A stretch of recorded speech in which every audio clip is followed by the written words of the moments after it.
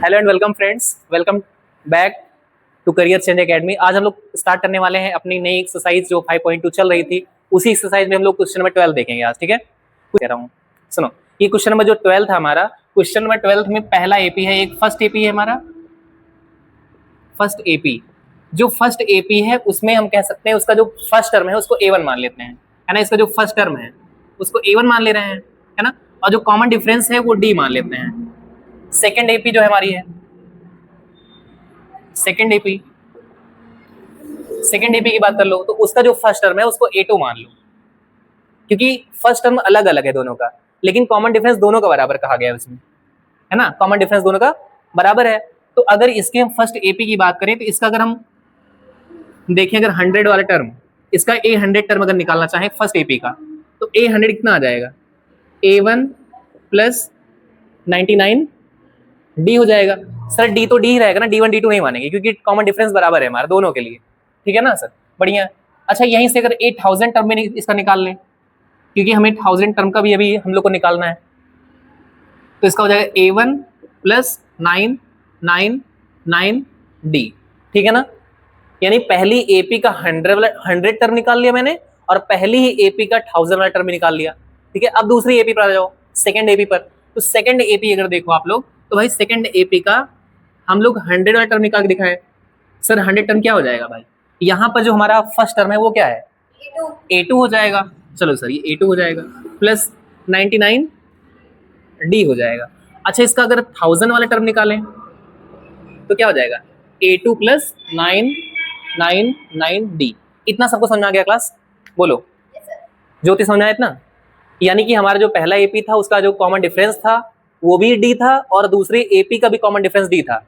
और अगर हम उसके फर्स्ट टर्म की बात करें वो दोनों अलग अलग थे, तो फर्स्ट टर्म यहाँ का जो माना है हमने A1 मान लिया और यहाँ का जो फर्स्ट टर्म है उसको A2 मान लिया। ये बस सोचना है सेकंड टर्म में A2, भाई फर्स्ट टर्म को ही हमने A2 मान लिया है यहाँ पर, बस, है ना। और अगर इस पहली वाली एपी की मदद से हम लोग इसका 100 वाला टर्म निकालें तो ये निकलेगा, क्योंकि उसमें A1 रहेगा, और 1000 वाला टर्म निकालेंगे तो ये निकलेगा। इसका अगर निकालेंगे सेकंड वाले एपी का 100 वाला टर्म ये आएगा, और इसका निकालेंगे 1000 वाला टर्म तो ये आएगा। केवल इस चेंज किसकी आ रही है, चेंज हमारे फर्स्ट टर्म की चेंज आ रहा है। ठीक है, इतना सबको समझ आ गया। चलो, अब क्वेश्चन में कहा गया था कि 100 वाले टर्म का डिफरेंस, यानी जो हमारा 100 टर्म है दोनों एपीज का, जो 100 टर्म है यहाँ पे लिख देना है, the difference between 100th term of both APs, यानी जो दोनों एपीज हैं हमारे उनके जो 100 वाले टर्म है उनका डिफरेंस 100 दिया गया है। तो इसका 100 टर्म ये आया है, यानी क्या आया सर, A1 प्लस 99 D, है ना। ये पहले वाली एपी का है और दूसरी एपी का क्या है भाई, ये कितना है सर, A2 प्लस 99 D, यानी माइनस कर देंगे हम किसको, A2 माइनस प्लस 99 D को। ये सबको समझ आ गया, है ना। यानी कि सर ये वाला 100 टर्म ये है और ये वाला 100 टर्म ये है, दोनों को डिफरेंस कर देंगे और दोनों का जो डिफरेंस होगा बच्चा वो 100 है। ये सबको समझ आ रहा है, यानी दोनों एपीज का जो 100 टर्म है उसका डिफरेंस कहा जा रहा है ये है। तो पहली एपी का 100 टर्म ये है, दूसरी एपी का 100 टर्म ये है, दोनों का डिफरेंस सर 100 आ जाएगा। सही है ना, प्रियांश सही है, बढ़िया है। अब सॉल्व करो इसको, यहां सर हो जाएगा A1 plus 99 D minus A2, ये माइनस यहाँ भी हो जाएगा, प्लस माइनस माइनस होगा ना, 99 D इज इक्वल टू कितना आएगा भाई, 100 आएगा। सही है सर, 99 D से 99 D कट जाएगा, यानी सर हमारा A1 minus A2 is equal to 100 आ जाएगा। यानी हम कह सकते हैं जो डिफरेंस है A1 माइनस A2 ये है 100 है ना, इनके बीच का। लेकिन क्वेश्चन में क्या कहा गया है, क्वेश्चन में ये कहा गया है 1000 टर्म जो है उसका डिफरेंस निकालना है हम लोग को। ये तो हम लोगों ने इसके हिसाब से निकाल दिया, ये दिया गया था, इसकी हेल्प से हमने ये निकाला। हम ये कह सकते हैं कि जो 100 था वो इसके बराबर है ना, A1 माइनस A2 के बराबर है। क्लियर हुआ यहाँ तक, थोड़ी सी चीजें हो सकती हैं, आप लोग इसको देख लेना, फिर से देख लेना एक बार, क्लियर हो जाएगा और अच्छे से, है ना। अब देखो यहाँ पे, अब हमारा सर क्या हो जाएगा, द डिफरेंस बिटवीन 100 टर्म हो गया। अब देखो the difference between 1000th term, है ना, 1000 टर्म्स ऑफ बोथ एपीज, जो दोनों एपीज हैं उनके 100 नहीं 1000 टर्म जो है सर उसका डिफरेंस चलो करते हैं। भाई 1000 कौन कौन सा है सर? ये वाला 1000 पहले वाली एपी के लिए है, ये जो आया है। सेकंड वाली एपी के लिए ये वाला 1000 वाला टर्म है। इन दोनों को माइनस करके देखो सर, तो यानी कि लिख देंगे sir A1 plus 999D minus क्या हो जाएगा A2 प्लस 999D। कितना आएगा भाई? वही तो पता करना है हम लोग को, कहाँ दिया गया है वो तो दिया ही नहीं गया। कितना आएगा पहले इसको सॉल्व करो आप लोग। अब सॉल्व करो, कितना आएगा बताओ सॉल्व करने पर? A1 plus 999D minus A2 minus 99D। ओ सॉरी क्या, ये कट जाएगा बच्चा ना, एक प्लस में एक माइनस में कट जाएगा सिंपली, है ना। जब ये कट जाएगा तो बचेगा हमारा क्या, A1 माइनस A2। सर अब हम लोग को कुछ कुछ फील हुआ कि जो आया हुआ है A1 माइनस A2 वहां भी तो आया था, और A1 माइनस A2 यहाँ भी आया हुआ है। जब दोनों A1 माइनस A2 ही है तो इसका मतलब वो भी टर्म 100 ही आएगा। सही है ना, इसका आंसर ये आ गया। लेकिन ये किसके बराबर है? 100 के बराबर है ना। इसका आंसर क्या है? ये आया। लेकिन ये किसके बराबर है अभी? तो आंसर में या तो ये आ रहा होगा या तो 100 आ रहा होगा। तो 100 आ रहा है सिंपली, तो ये किसके बराबर है? 100 के बराबर है सिंपली। ठीक है ना। तो इस तरह से हमारा आंसर आ गया। काफी अच्छा क्वेश्चन था, आप लोग इसको देखिएगा अच्छे से। ठीक है, देखो क्लास, जिसको ये क्वेश्चन नहीं समझा है फिर से देखो, फटाफट समझ में आ जाएगा। देखो 5.2 का हमारा जो 12th क्वेश्चन है उसमें क्या कहा गया है? इसमें कहा गया है 2 AP है ना, 2 AP है, मतलब दोनों AP ऐसे कुछ लिखा होगा 2 नंबर में, है ना। दोनों का जो A है यानी कि फर्स्ट टर्म वो अलग अलग है ना। पहली वाली AP का फर्स्ट टर्म हम मान लेते हैं कितना, A1। ठीक है, पहली वाली AP का फर्स्ट टर्म मान लेते हैं A1 और दूसरी वाली AP का फर्स्ट टर्म हो जाता है A2। लेकिन जो कॉमन डिफरेंस है बच्चा, वो दोनों का AP का दोनों बराबर है ना। यानी दोनों को हम D मान लेते हैं, D1 D2 मानने की जरूरत नहीं है क्योंकि कॉमन डिफरेंस बराबर है, कहा गया पहले से। तो सर अगर हम यहाँ से 100 वाला टर्म निकालें, है ना, अगर पहली वाली AP में से 100 वाला टर्म निकालेंगे तो क्या आ जाएगा सर? पहला वाला टर्म A1 है, A प्लस n-1 फॉर्मूला होता है ना, n-1 इंटू D। तो n मतलब 100 माइनस 1 कितना होगा? 99। तो 99D हो जाएगा। ठीक है, वैसे ही 1000 वाला भी निकाल सकते हैं हम लोग, निकाल देंगे। ठीक है, फिर हम सेकंड AP में आ जाएंगे भाई। यहाँ पे 100 टर्म निकालो आप लोग, तो यहाँ पे जो फर्स्ट टर्म होगा वो क्या होगा सर?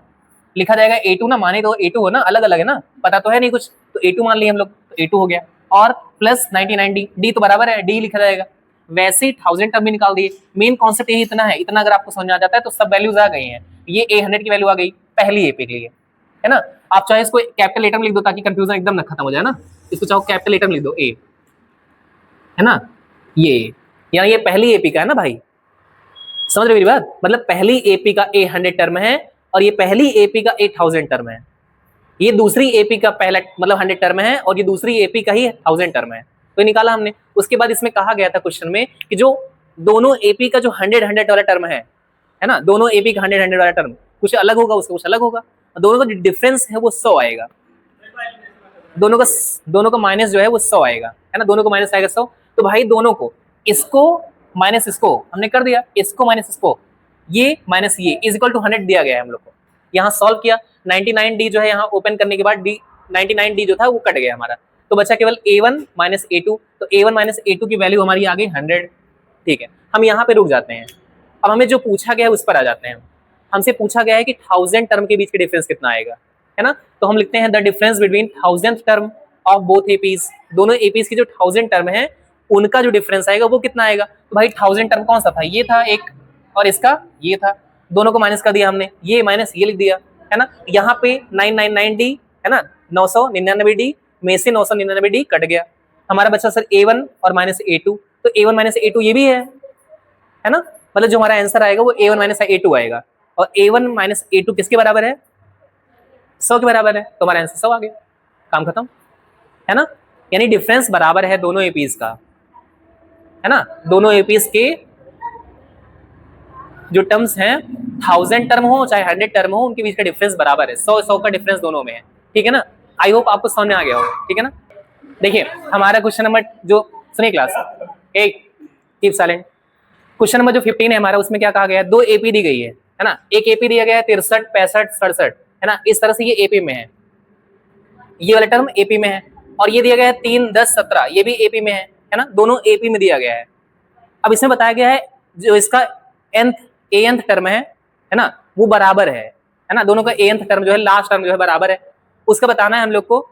मतलब इसमें कोई एक ऐसा टर्म जो बराबर है कह सकते हैं, उसका an टर्म मान लो उसको, ठीक है, इसका लास्ट टर्म मान लो an है, इसका भी लास्ट टर्म क्या है, an है सिंपली।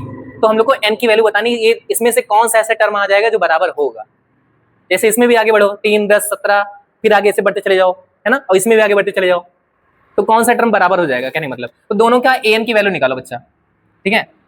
an इक्वल कितना हो जाएगा, a plus n minus 1 into D. Sir यहाँ an तो पता ही नहीं हम लोग को भाई, तो सर क्या हो जाएगा, a की वैल्यू कितनी है 63 प्लस n की वैल्यू तो पता ही नहीं सर, और d की वैल्यू कितनी है 2 भाई 2, 65 माइनस 63 यानी कि 2, ठीक है। This is the value of an। Sir कितना आएगा 63, बस ऐसे ही रहने दो इसको ना, बस ये वैल्यू आ गई किसकी, बस करो, हम नहीं कर पाएंगे अब, इसको करो। an इक्वल टू सर यहाँ पे निकाल लो a plus n minus 1 into D. Sir यहाँ पे an की वैल्यू यहाँ पे निकालनी है हम लोग को। सर a कितना है 3 और n कितना है सर पता नहीं है हम लोग को, d की वैल्यू कितनी है 3, ठीक है सर, सॉरी 7 है ना, सॉरी 7 हो जाएगा वैल्यू, ठीक है भाई। लेकिन ये दोनों an जो है बराबर है, इसमें कहा जा रहा है ना, तो ये टर्म और इस टर्म के बराबर कर दो दोनों को, है ना, दोनों का an टर्म बराबर है, तो यहाँ पे लिख देंगे, क्या कर देंगे, हाँ compare both equation because the value of an is equal in both APs। दोनों APs में बच्चा जो an की वैल्यू है वो बराबर है, इसीलिए हम कंपेयर कर लेंगे सर, ये an और वो an दोनों कंपेयर कर लेंगे, तो इसका मतलब ये हो जाएगा 63 प्लस n माइनस 1 और यहाँ पे 2 लिख दो बच्चा, वो इक्वल हो जाएगा किसके सर 3 प्लस n माइनस 1 7 के बराबर हो जाएगा।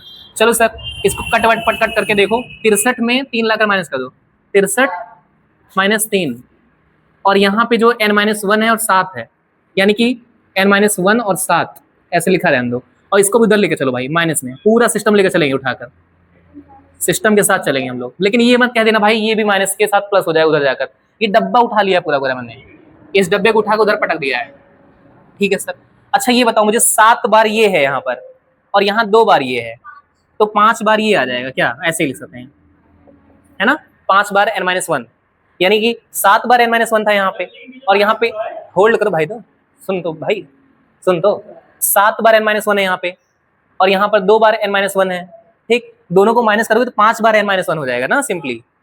क्या समझते हो बेवकूफ समझते हो क्या, देखो अब यहाँ 5 लाकर डिवाइड कर देंगे बच्चा हम, तो यहाँ 60/5 हो जाएगा और n माइनस 1 हो जाएगा, तो 5 12 जा कितना होता है 60 होता है। तो when you want to find the value of n then -1 go to left side और +1 गोइंग, है ना, -1 जो है +1 हो जाएगा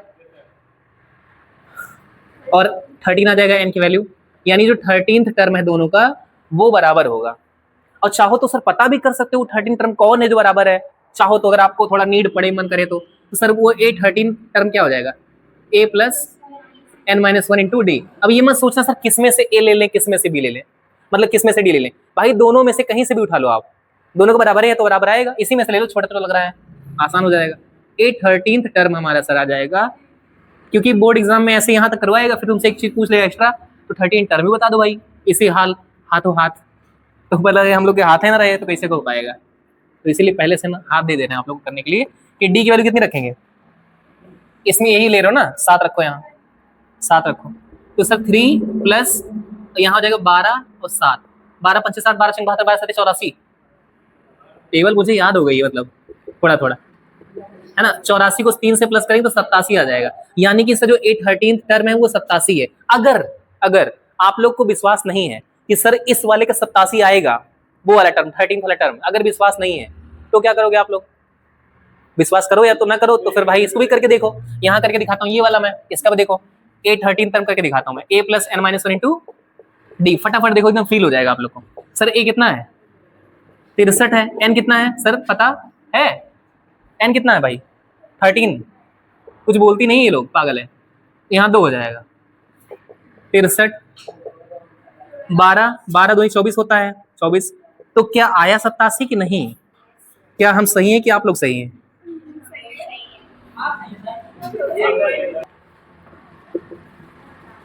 सुनिए क्लास, देखिए क्वेश्चन नंबर 17 देख रहे हैं हम लोग। क्वेश्चन नंबर 17 में क्या है, देखो इसमें लिखा हुआ है एक एपी है अच्छी खासी 3, 8, 13 करके जो है 253 तक पहुंचती है ना। ये एपी कुछ इस सीक्वेंस में दी गई है, ऐसे ही मतलब इस पैटर्न में दी गई है। इसमें कहा गया है 20वां टर्म निकालना है, लेकिन आगे से नहीं पीछे से निकालना है। यानी पीछे से 20वां टर्म कहाँ पे होगा, कौन सा होगा, ये कहने मतलब है ना। तो आगे से निकालना तो बहुत आसान था, है ना। हम लोग फॉर्मूला लगाते थे an equal to a plus n minus 1 into D. But अब हम क्या करेंगे, अब एक लास्ट टर्म का फॉर्मूला होता है, अगर हमको निकालना हो तो ऐसे निकालते हैं।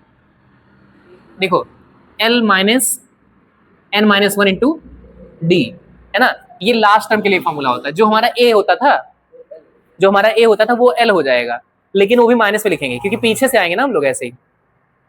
अरे आगे जाते तो a प्लस होता था, ऐसे a प्लस होता था, लेकिन पीछे से जब आएंगे तो l माइनस होगा। समझ आ रहा है? यानी जब पीछे से हमें टर्म निकालना होगा तो सिंपली यही आप कर देना कि l माइनस कर देना बस, है ना। तो आपका जो टर्म होगा ये an जो है ये नहीं है ना, ये नहीं है a1, ये लास्ट टर्म है आपका, है ना। इसको फर्स्ट टर्म मान के चलेंगे इधर से पीछे से, मतलब पीछे से पहला टर्म ये है जिसको l कह रहे हैं हम लोग, है ना।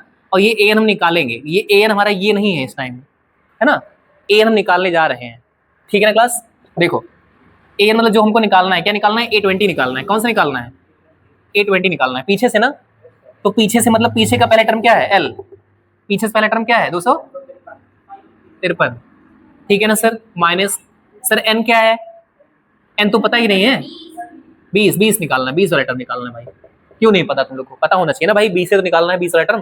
तो d कितना है, इसको माइनस करके देखो कितना आएगा, 5। तो चुपचाप 5 लिख दो भाई यहाँ पे ना, यहाँ पे 253 हो जाएगा सर, माइनस इनको कर देंगे कितना, 19 कितना होता है, टेबल आती है तुम लोग को, 95 होता है। 19 इंटू 5 कर देंगे, इसको कर लेना साथ में, नहीं पता लगे तुम लोग को कहाँ से आ गया भाई, है ना। ऐसे ही 19 5 95, ठीक है ना। चलो माइनस करके देखो कितना आ रहा है, 158। तो 158 A20 की वैल्यू है बच्चा, ठीक है। ये हमारा A20 की वैल्यू आ चुकी है 158, है ना। यानी ये पीछे से टर्म है, आगे से नहीं है। अगर आगे से टर्म निकाल कर देखोगे तो कुछ और आएगा, जाने रहना, है ना। निकाल कर देख लो चाहे आप, यही आंसर है हमारा, है ना, यही आंसर ना। समझ आ गया सबको, बढ़िया से क्लियर हो गया।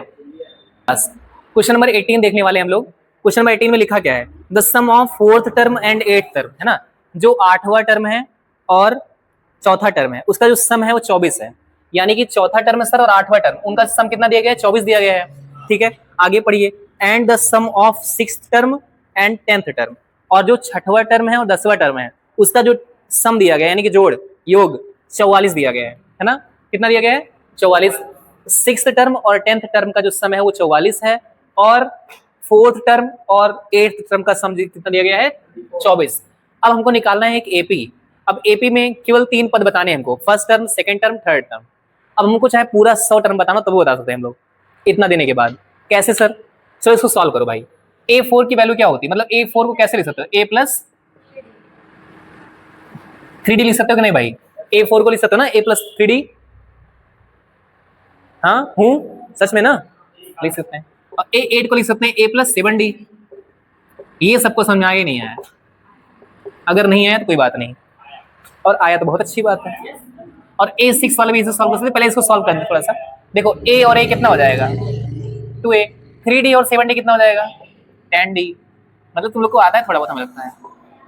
अच्छा 2 और 10 में से कॉमन क्या होगा, 2 कॉमन होगा, तो अच्छा क्या A प्लस 5D 24 हो जाएगा बच्चा। सर यहाँ 2 जाकर डिवाइड जब होगा कितना बचेगा, 12। यानी A प्लस 5D, ये 2 जाकर डिवाइड होगा सर तो हो जाएगा 12।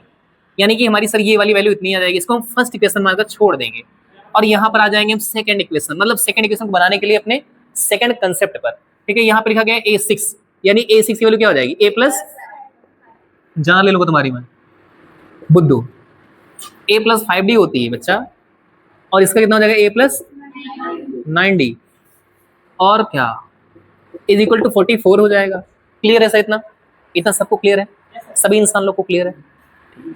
तो A प्लस A कितना हो जाएगा, 2A है, और सर 5 और 9 कितना होता है, 14D। है ना, कितना आ जाएगा 44। ए शांत रहो नहीं तो जान लेना। 2 और 14 में कॉमन अगर लेंगे तो कितना बचेगा 2, और यहाँ बचेगा सर a और plus 7d is equal to 44 बचा। यहाँ बचेगा sir a plus 7d is equal to कितना आ जाएगा 44/2, यानी कि सर यहाँ 22 आ जाएगा। कितना आएगा? और सर ये सेकेंड इक्वेशन हो जाएगा हमारा। दोनों इक्वेशन को हम लोग एलिमिनेशन मेथड लगा दो, यहाँ पे आ जाएगा सबका। चलो सर कर देते हैं फटाफट, है ना। बाई यूजिंग या एलिमिनेशन लगाओ, चाहे जो लगा सकते हो, वैसे हम एलिमिनेशन लगा रहे हैं। By using elimination method in first and second equation, है ना। पहले और दूसरे इक्वेशन में हम लोग एलिमिनेशन मेथड की मदद से सॉल्व करने की प्रक्रिया को आगे बढ़ाते हैं। यानी सेकंड वाले में से सर माइनस कर देंगे किसको? फर्स्ट वाले को। यानी sir a plus 7d equal to कितना आ जाएगा 22, और दूसरा वाला किसने, इसको लिखो a plus 5d equal to कितना 12। इसको अगर आप माइनस करते हैं तो सर यहाँ माइनस आएगा, यहाँ माइनस आएगा, क्योंकि प्लस माइनस हो जाएगा, और यहाँ प्लस से कुछ नहीं दिखाई देता आपको, प्लस मान लिया करो माइनस हो जाएगा। इसको खट कर दो, क्योंकि a में से ये जाएगा खत्म हो जाएगा। 7d में से 5d जाएगा, बचेगा 2d। सर बड़ा वाला ये वाली साइन लगा देंगे प्लस की, प्लस लगाने की कोई जरूरत नहीं है, ये सब बताने की भी कोई जरूरत नहीं है। 22 में से 12 जाएगा तो बचेगा 10।